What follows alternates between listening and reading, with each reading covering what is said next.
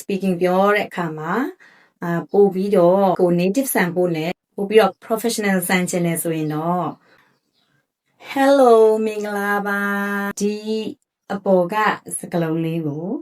ဘယ်လိုအတန်ထွက်ကြပါသလဲ is it often or is it often ဖြေရတော့ Oxford Dictionary နဲ့ Cambridge Dictionary ကအတန်ထွက်တစ်ခုလုံးကိုအသိမှတ်ပြုထားပါတယ်ဒါပေမဲ့ကိုက English လို့ပြောတဲ့အခါမှာအထောက်မခံခြင်းဘူးဆိုရင်တော့ often ကိုသုံးတာပိုပြီးကောင်းပါတယ်သူ့ရဲ့ original က T silent ဖြစ်ပြီးတော့ often လို့ pronounce လုပ်ကြပါတယ်ကိုသိရမှာကနှစ်ခုစလုံးကိုသုံးလို့ရတယ်